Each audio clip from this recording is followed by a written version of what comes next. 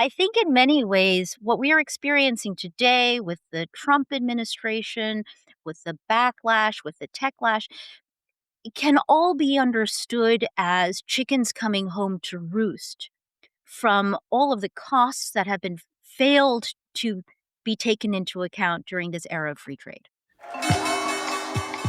I'm Bethany McLean. Did you ever have a moment of doubt about capitalism and whether greed's a good idea? And I'm Luigi Zingales. We have socialism for the very rich, rugged individualism for the poor. And this is Capital Isn't, a podcast about what is working in capitalism. First of all, tell me, is there some society you know that doesn't run on greed? And most importantly, what isn't? We ought to do better by the people that get left behind. I don't think we should kill the capital system in the process. When Paul Samuelson, a giant of 20th century economics, was once there to name a single idea in all the social sciences that was both true and not obvious, he didn't blink. He named David Ricardo's law of comparative advantage.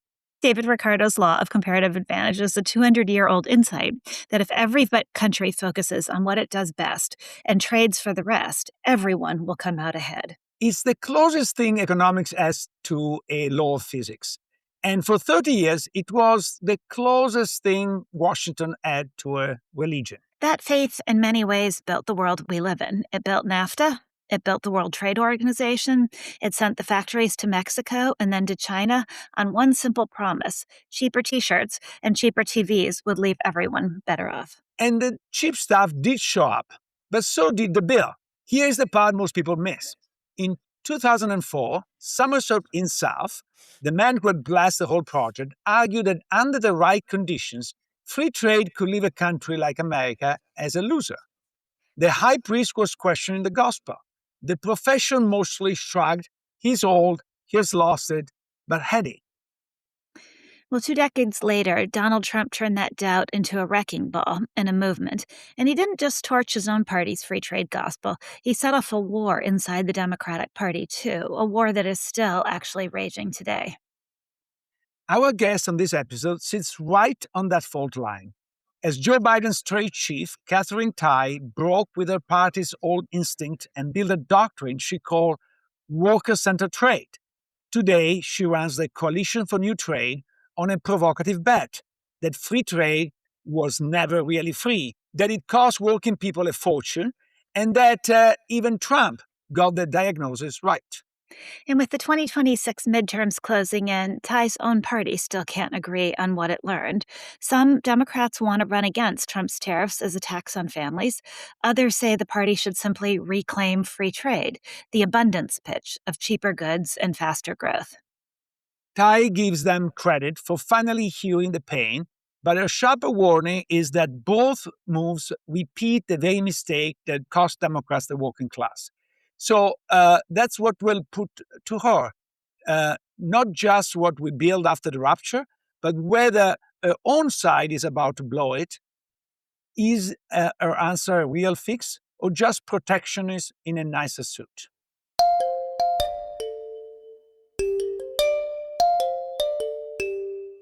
You have said that free trade isn't actually free. Could you elaborate on what you mean by that? This also is a great sales and marketing job, right? Who doesn't want to be free? Who doesn't want to advance freedom? But this system, of course, has incurred a lot of costs. And there are numerous externalities that have not been accounted for, that have created the kind of trap that we're in, where we are addicted to cheap stuff that is actually artificially and impossibly cheap, because it doesn't account for example, the carbon impacts. It doesn't account for the human impacts to workers who may be denied their fundamental rights, whether they are in the worst possible conditions of being forced to labor, or where they are exploited with very few rights and very, very low wages. I think in many ways, what we are experiencing today with the Trump administration, with the backlash, with the techlash, it can all be understood as chickens coming home to roost from all of the costs that have been failed to be taken into account during this era of free trade. As economists, we have been all trained with Ricardo's comparative advantage theory. And I think that under some assumption, that theory is correct. What started to change my mind is I remember looking at the Transatlantic Trade and Investment Partnership that eventually was blocked, but was about to be approved in Europe. And I realized that as part of this partnership, there wasn't really free trade. There was a lot of possibilities for companies to sue government in other country to enforce what they wanted under a arbitration system that had no pretense of any form of justice. And if there is a pretense of justice, was a justice for corporation, not certainly for people. Calling it this free trade, this was a charade of capture trade. What is funny is you go in every economic class and they will tell you that free trade is in the interest of consumers and companies are lobbying against it. And then you go out in the world and you say that companies are lobbying a lot for this stuff. And so there are two possibilities. Either economics is wrong or this mapping is wrong. I go for the second. This mapping is wrong. It's not free trade. It's completely capture trade. Yes, and I think that explanation does a really good job of distilling then, right? The trade is free for whom and free from what? The trade is free for the multinational corporations from government intervention. This is something else that's interesting, right? Not just economists, but the foreign policy crowd. Virtually no one understands or knows what is inside of those free trade agreements. And when you start looking through them, what you discover is they are disciplines on governments to stay out of the way of multinationals and their decision making. And I'll bring that back then to Reaganomics and trickle down and Milton Friedman, which is government in this era is seen as the problem. It needs to be pushed back. It needs to be shrunk. And these free trade agreements do just that. Luigi, to your point about the arbitration system, that's what we call investor-state dispute settlement. Investors, large corporations, the largest corporations, have a private right of action under these state-to-state agreements that no other stakeholder in society or the economy has. The right not to sue other corporations, but the right to go and sue the government when they feel that governments have interfered with their investor rights. So your examples do a brilliant job of demonstrating exactly the fiction of free trade. One of the things I keep being told by people, I can't even count the number of times I've been told this, is that we can't really blame lost jobs and inequality on trade policy, that it is simply technology and innovation and automation. And it's been repeated to me so many times that I actually don't think I've ever thought to question it because it's become an article of faith in my brain too, but is that one of those articles of faith that has just been repeated over and over again in the hopes that it will be true? I've watched this argument happen as a staffer to members of Congress who will have these debates openly during markups, during hearings, usually between a Midwestern Democrat and maybe even a Midwestern Republican, right? Yeah, we know that these displacements have happened, but you found the wrong culprit. It's so easy to blame trade and to blame foreigners. Here's the thing. I think it's been both. Trade has done its share and technology has done a share. What I wish that we could do in terms of very smart people who are influential in policymaking circles is to stop having this debate that it is one or the other, to recognize that it has been both. And then in today's reality, where AI is every day advancing in our society and in our world, to say, why does it matter which one it is? We still don't have a solution for what to do when workers are displaced, when communities are hollowed out, and when industries disappear. Let's stop finger pointing. Let's figure out, what are we going to do about it? Because here in the United States, we don't have any solutions to offer. We did have an attempt to a different kind of trade that goes under the International Trade Organization that was inspired by Roosevelt and Churchill in 1941, that was refused by the US Congress. So can you tell us this alternative version of trade? We describe this as part of the New Deal era. So you have the creation of the Bretton Woods system, the founding of the IMF, the World Bank, and the trade pillar was supposed to be the International Trade Organization, exactly, Luigi, as you say. What the founders of the system imagined and envisioned for the new trade order included disciplines on tariffs. It also included anti-monopoly disciplines. And it also had labor rules. And it talked about the worthy objective of full employment and of sustainability. And you're right, the ITO was largely stopped in its tracks because the US Congress wouldn't or couldn't pass it. I think that you will not be surprised to know that it was the big business lobby that stepped in to say, we don't like all of this other stuff. And ultimately, the only thing that survived in the ITO during that period of time was the general agreement on tariffs and trade. Those were the tariff cuts. But all of the other pieces that went to disciplining power and capture, that anti monopoly piece, is also left behind. And to your point about the history then, right, that could start, so the GATT, I think, goes forward to 1947. It ends when the World Trade Organization is born. That's 1995. And the WTO, which has been built on top of the GATT and negotiated through the 1980s, is entirely a neoliberal product of pushing back on government regulatory space, on freeing up, then unfettering the power of capital to move around the world. And this is the world that we are inheriting today in 2026. Something that always troubles or surprises or interests me about this is that most corporations need a functional country in order to exist. In fact, the better off the country is, the better off people are. People who are consumers of their product, the better off they are. And so why does the reasoning not seem to flow that way? When I was working on Capitol Hill, I spent a lot of time with Democratic Congress members from parts of the Midwest that had been really devastated by trade and maybe some technology too. And what they said was, I wish that those really smart negotiators at USTR would take a break from going to places like Geneva and Brussels and Tokyo, and they would come and visit my district and see what their trade policies have done. The job at USTR is to represent the interests of the United States in trade.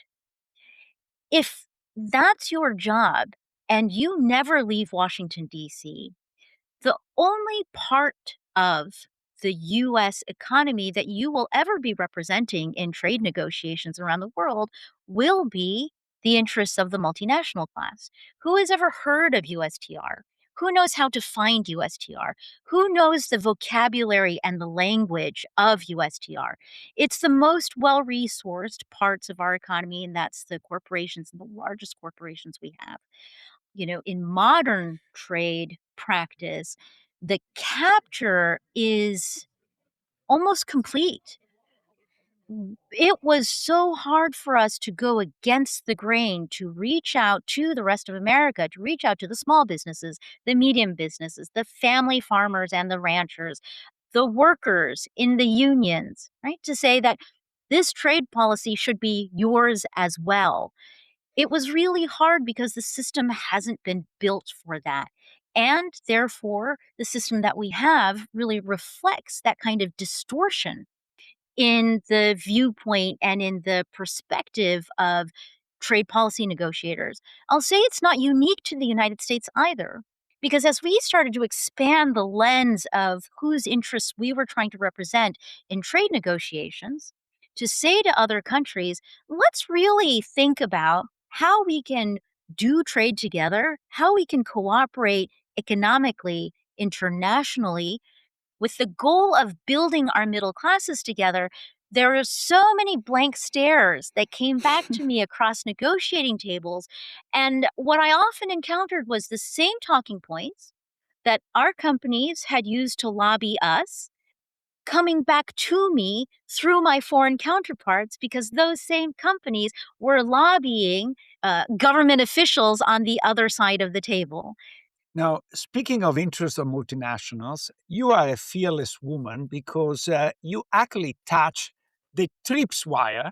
And when I say TRIPS, I mean, of course, the trade-related aspect of international property rights, which probably most of our listeners don't know what it is. So I will let you explain why the TRIPS is so important and why you have had the courage to touch it. This will be like a kind of therapy for me. If we rewind the clock to May of 2021, so that was almost exactly 5 years ago, 5 years plus a month, we were still deep in COVID.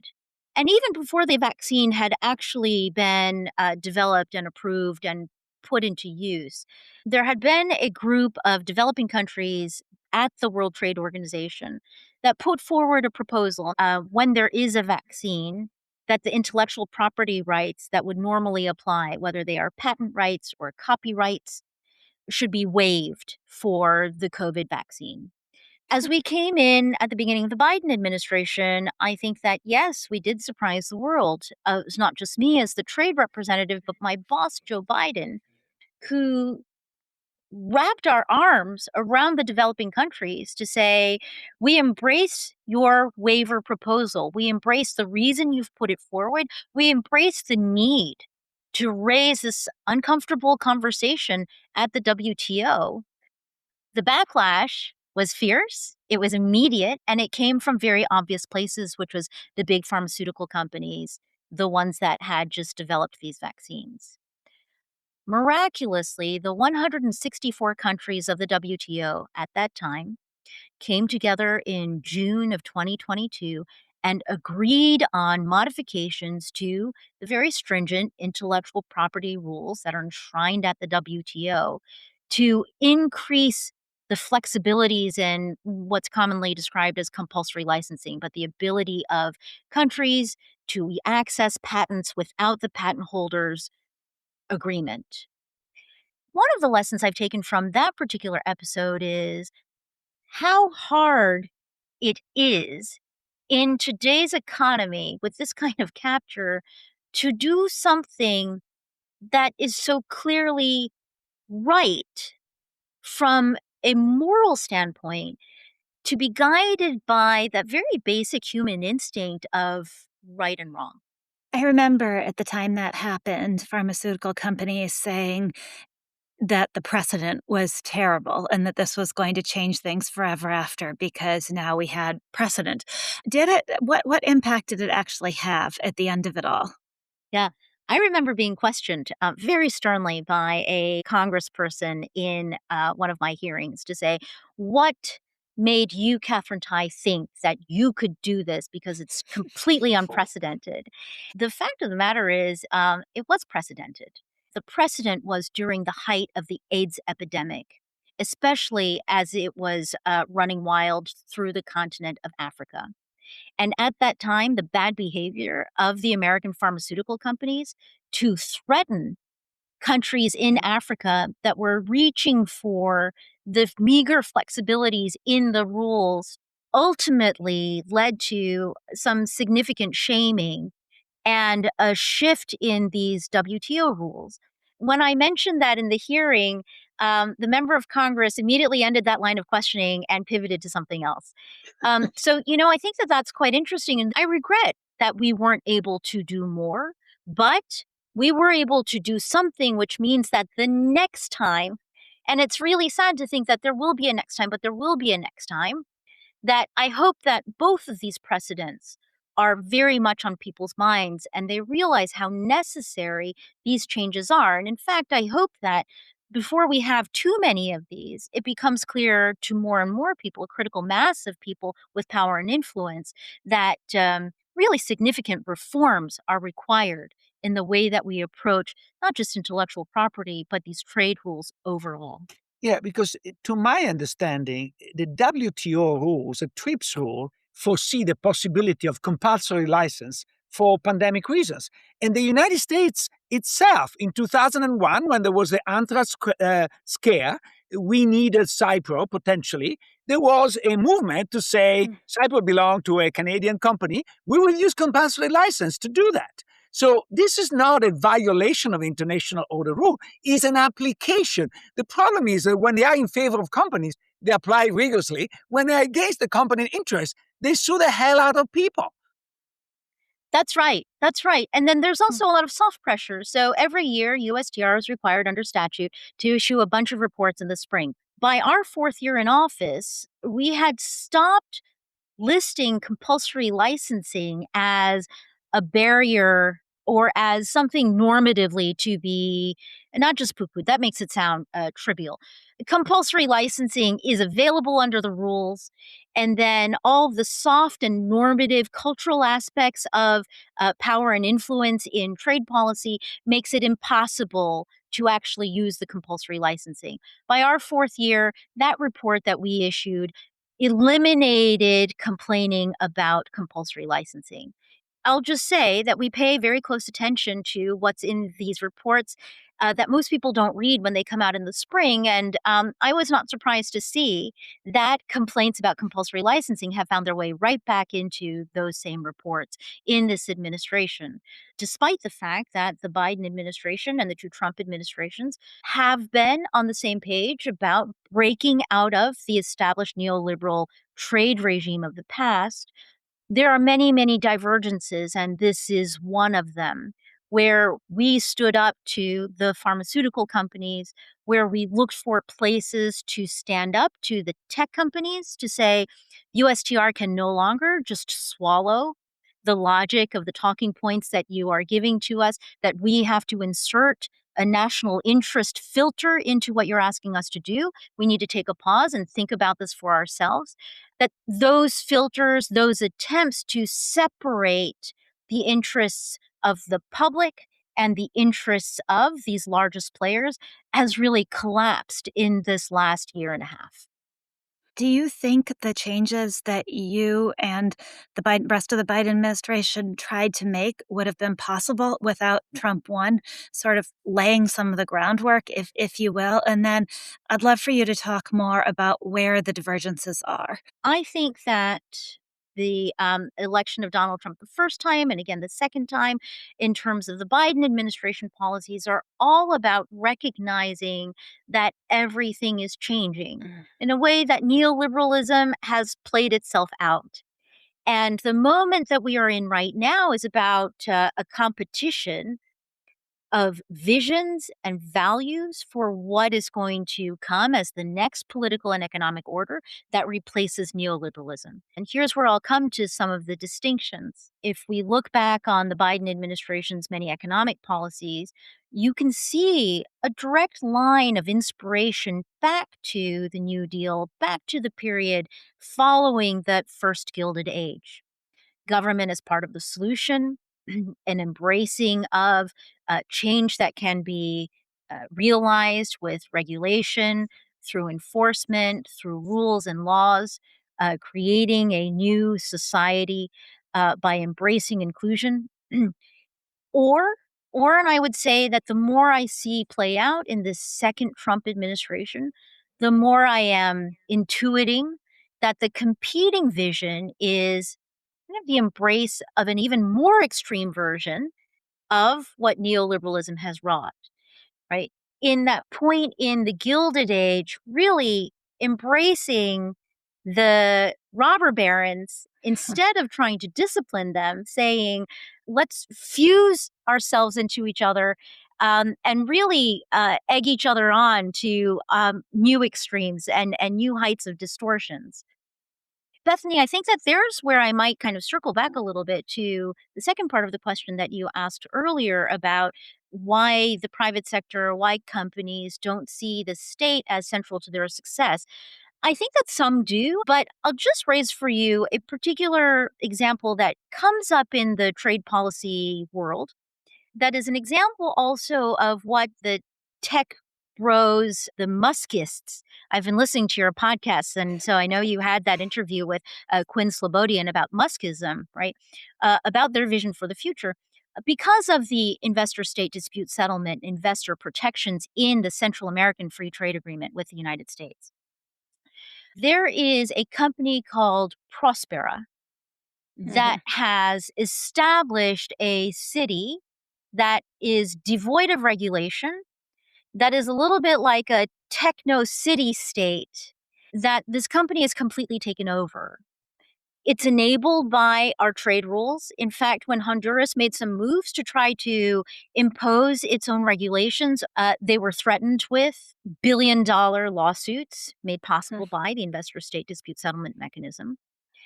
And I think that it is actually an example of part of this dark vision of what happens when you fuse this enormous market, economic, technological, infrastructural power with the state that is happening potentially before our very eyes here in the United States today. So, speaking about the interaction between your policy and the Trump policy, I heard in one of your interviews that you were able to plant in the US MCA agreement some labor protection clause that then you are able to exercise. Can you tell us what they were and why this represent like a symbol of a you want market trade that is pro worker, not necessarily only pro business? This is the type of thing that I would talk about all the time during my 4 years as trade representative and never really broke through, never landed. And I actually had some pretty direct conversations with the trade beat reporters about why they didn't report more on this. And one of the answers was really honest. It was, this is an example of something that is going well. Um, People don't want to read about that, especially between the US and Mexico. Something going well, that's not newsworthy. Nobody's going to click on that. A little bit of history that actually even a lot of Democrats aren't aware of. In the first Trump administration, his people were creative and responsible and really put a lot of effort into renegotiating the NAFTA between the US government, Trump administration at the time, and Canada and Mexico. Because of the statutory rubric that they had renegotiated NAFTA under, they needed the US Congress to ratify the updated agreement.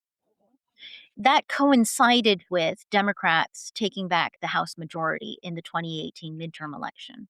So Speaker Pelosi, Chairman Neal convened a group of 9 Democratic members of the House, selected to represent all the different parts of the Democratic caucus to renegotiate select parts of the USMCA with the Trump administration.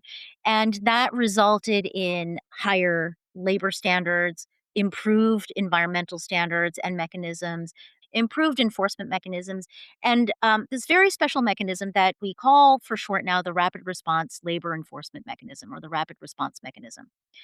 It allows for anyone the right to petition the US government, USTR, and the Department of Labor to raise with the Mexican government, that would be Mexico's economy ministry and Mexico's labor department, a concern that freedom of association, collective bargaining rights, which are guaranteed not only under the treaty, but also under Mexican law, is being violated or denied to workers at a facility in Mexico. There are very detailed procedures that result from that, but the upshot is that any company or companies in a family of companies that are found to have violated 3 times will have their right to export into the United States revoked. And during the pendency of the investigations, basically the accounting at the border will be left open. It's called the suspension of liquidation. When goods come across the border, when CBP is done, they'll basically close the account. You're free. Everything is free and clear to move forward. During the pendency of one of these investigations, that account is held open until some kind of satisfactory resolution is achieved.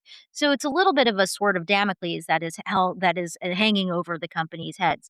While I was in, we invoked this mechanism, sometimes of our own accord, sometimes in response to petitions by workers, labor unions, concerned citizens, members of Congress, anyone. We invoked it 30 times. We resolved about 24 cases. All told, What those 24 cases resulted in were new votes for workers at facilities that had been denied real legitimate votes for labor unions, new truly independent labor unions to represent those workers, sometimes the first wage increasers for workers at that facility in decades, improved benefits, back pay, wrongfully terminated employees being reinstated.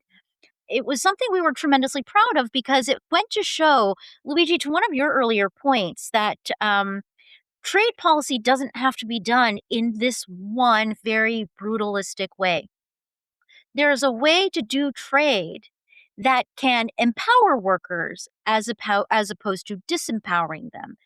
And in this new version of the USMCA, in this very unbelievable collaboration between congressional Democrats and the first Trump administration, we created a mechanism that is empowering workers, and it's only available inside of a trade agreement. And so the reason why this is often the starting point to our conversation about what a worker centered trade policy could look like is that we have proven the concept that there's nothing about trade innately that has to be hostile to the interests of workers. Trade doesn't have to preference capital over labor. And we've just proven it because if we don't show that it's possible and that we have actually done it, then we let those who have been most preferenced in this economy, most preferenced in trade policy, continue to write the rules and to allow for a fiction that trade is an elite policy area that is done for, by, and of elites to be perpetuated. And that is absolutely something that we have to break through, especially today when that gap between the elites and the non elites keeps getting bigger and bigger and bigger. Trump's signature trade policy, of course, has been tariffs, and you've actually defended them as a legitimate tool, that they shouldn't be a dirty word, but you also have attacked how they're being used today. So, where exactly is the line between a good tariff and a bad tariff? And then how is it that a tariff can be presented as being pro-worker, but can actually turn into leverage to protect a monopoly? You could use tariffs to reinforce a clean, new energy industrial policy. You could use tariffs to save an industry that is being undermined by unfair trade practices, dumping, unfair subsidies. Or you could use tariffs as a means of economic coercion to threaten others to overcome their exercise of sovereignty. Right? Part of the reason that President Trump filled the Rose Garden on April 2nd of 2025 for Liberation Day with blue collar workers, and he called them out, the American steel worker, auto worker, farmer and rancher, skilled craftsperson. These were the people, he said, for whom he was applying these tariffs. But when you look at what he's done with these tariffs, some of them have gone on, some of them have come off, some of them have been suspended, and then a bunch of them are being traded away for promises by other countries not to regulate our tech companies, not to tax our tech companies, and also to raise the price of pharmaceuticals inside of their jurisdictions.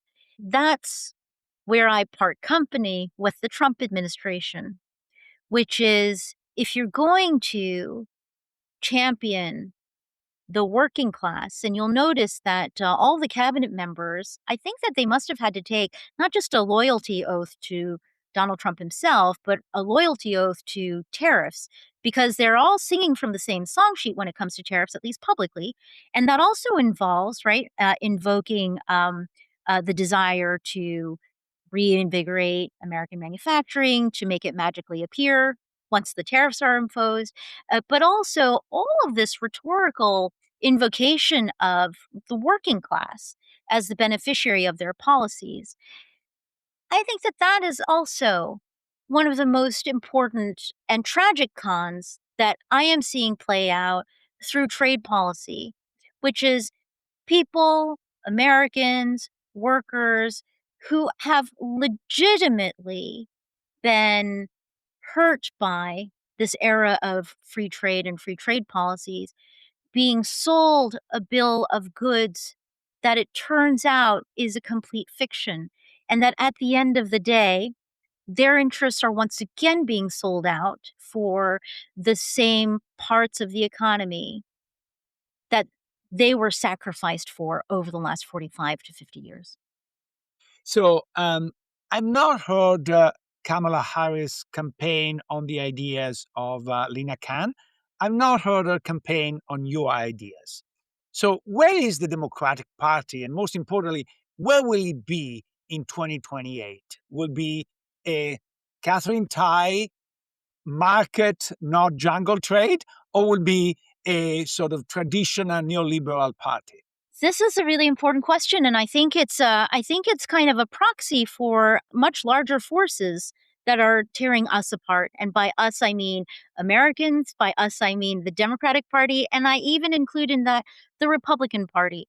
Over the course of the last 20 years, I've seen the diversification of views on trade grow in the Republican Party, where I think that it was much more a mainstay of the Democratic Party over time. But we as a party have some pretty serious questions that we need to resolve for ourselves and for those Americans that we would like to vote for us. And ultimately, that question is, who do Democrats stand for? Who do Democrats fight for? Is it the American people?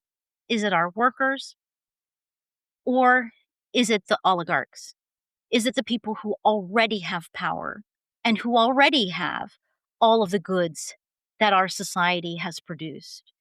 I think that that's the question. And I'm very hopeful that over the course of these next 2.5 years, our party and our party dynamics will recognize that the kind of struggle and suffering that is increasing in America and is consuming Americans, the levels of insecurity and the heightened levels of Americans feeling that nobody cares about them, not the corporations, not the oligarchs, and not even their own government, that is the thing that Democrats have to offer, which is a faith in government and representatives of the people to actually care about and serve the interests of the people.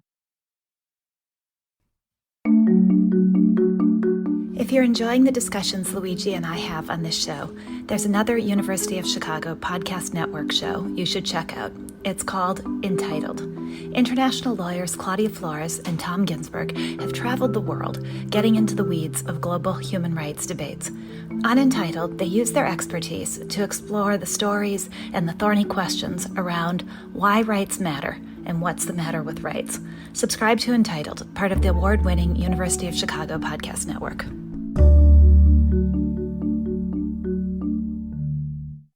So, Luigi, before we talk about what Katherine actually said, I wanted to go back to this idea of Paul Samuelson and David Ricardo's law of comparative advantage.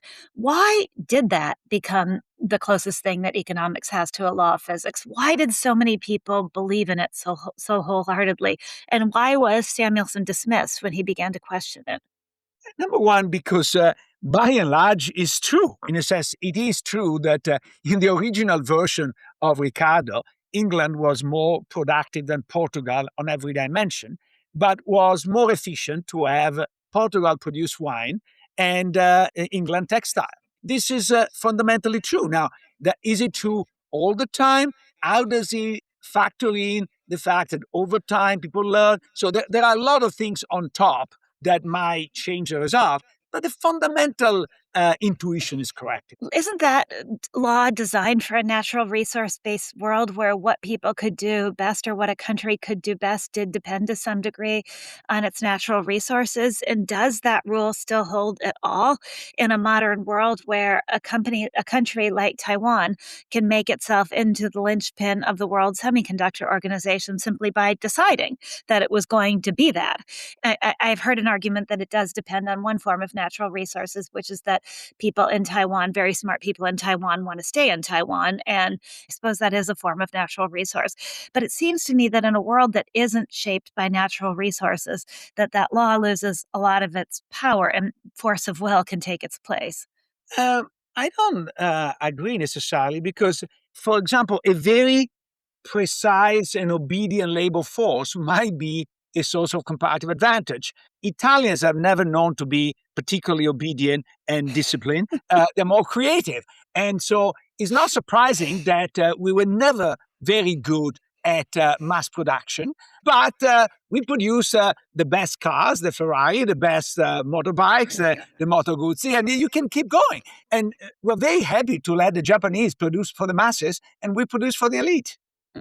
Yeah, all right. I still am not so sure that that law makes a ton of sense in the modern world, but whatever. We'll let we'll let that part go. When Samuelson committed heresy and said that it could leave a country even like the US as a loser, did he predict what actually ended up happening or did he think something else would end up happening?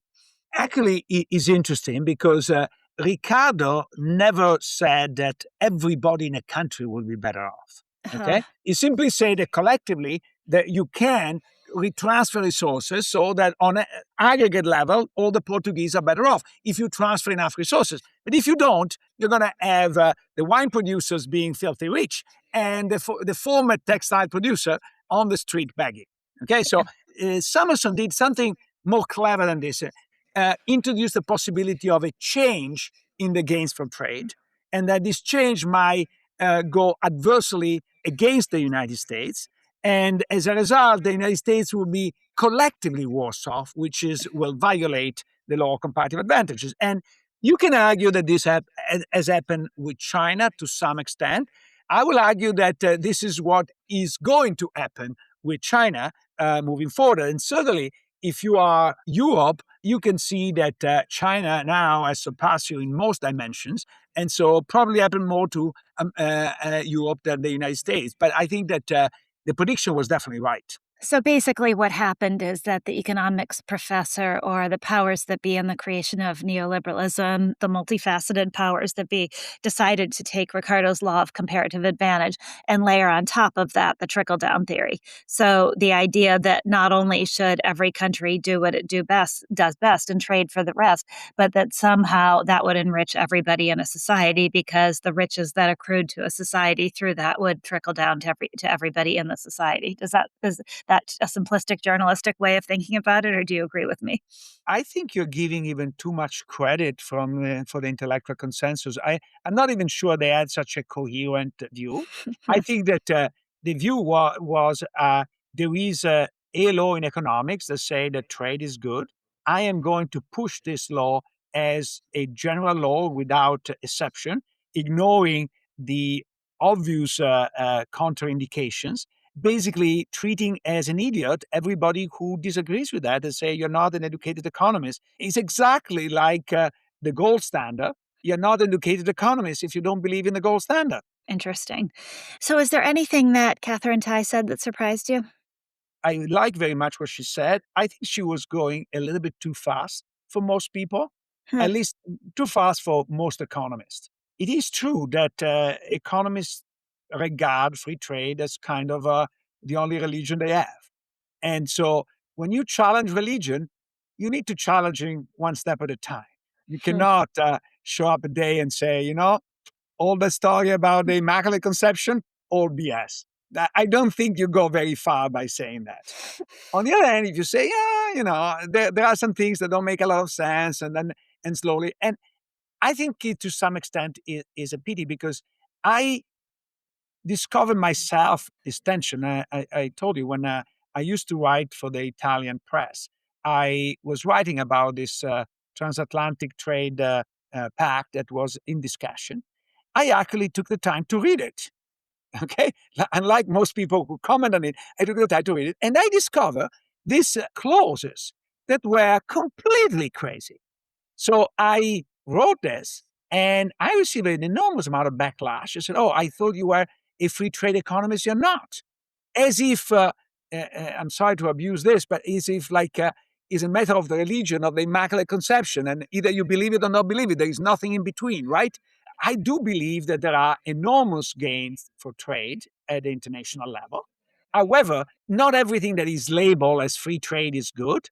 And most importantly, and I think this is where reading Catherine's work and etc. has been very useful, is to what extent the entire process has been captured by multinationals. Yeah. And this is not free trade. This is basically American multinational trade regime. As a person who always believed that you should be pro-market but not necessarily pro-business, this is the pro-business trade, which is terrible in many dimensions. Yeah.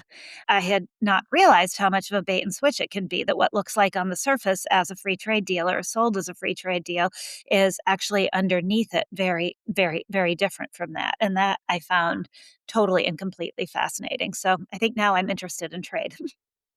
And so, if you're interested in trade, I strongly encourage you to read the trade-related aspects of international property rights, the so-called TRIPS. Speaking of free trade, was the opposite of free trade because was enforcing more strongly the monopoly on intellectual property rights, and that created, I think, a huge divide between the more advanced countries, and particularly the United States, and the rest of the world. This was heavily lobbying by big pharmaceutical firms in the United States. In fact, they created an intellectually property committee that was pushing that as their own agenda.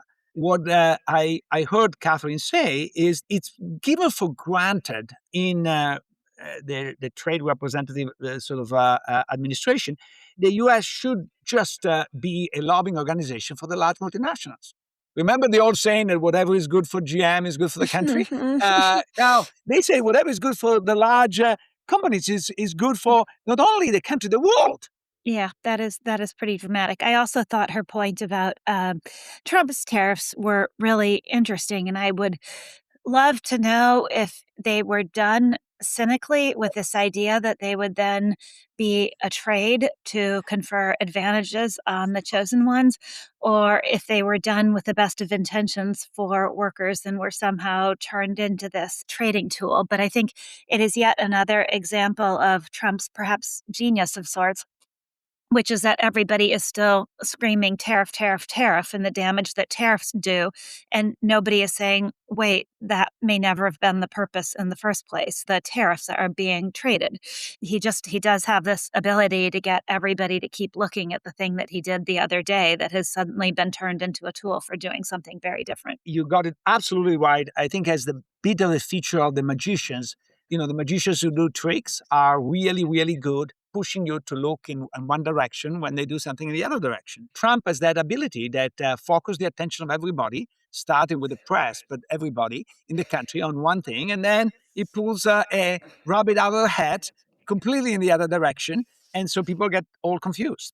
Yeah, then even people who should be fairly nuanced about tariffs and what they do and what they don't do become incredibly anti-tariff because they want to be anti-Trump. And I was amazed just in that initial wave of coverage how very few people pointed out that actually Biden had kept all of Trump's tariffs and imposed some new ones, by the way, and that the story clearly wasn't this simple as tariff bad. But people have such a reaction to Trump that that's what it became, and then it just leaves everybody completely confused and befuddled, so that it leaves him an opening to do more than he would otherwise be able to do. And it's just fascinating to think about how that's played out through trade, and that it's left the Democrats, we had said in our introduction we had hoped to get some clarity on what Catherine thinks Democrats will do come 2026, and there really isn't any clarity. There is, in my view, a major realignment in place. And the big question is where big money is. We saw that already a big chunk of big money, i.e., Silicon Valley, moved into the Trump camp completely. People did not expect this, but now I think is irreversible. And the question is, where is the rest of big money? Some would like to go back to the previous world. I don't think it exists. My fear is that if the Democratic Party does not go back into being the party of workers, you're going to have the MAGA party, because we cannot talk about Republican parties. At this point, it's a MAGA party. MAGA party being, at the same time, the party of workers and the party of billionaires, excluding only the managerial class. Well, speaking of depressing, unfortunately, I don't have any pushback on that. I do hope that we can at least get Democratic candidates who are not so reflexively anti-Trump that they failed to see some of what he tapped into and got right, but without then falling into the trap of becoming more Trumpian than Trump. So, But honestly, I think that some candidates don't want to see it. It's not that they were able to yeah. see, they don't want to see, because they do want to go back to the old neoliberal order. Yeah. And there is no way to convince them otherwise.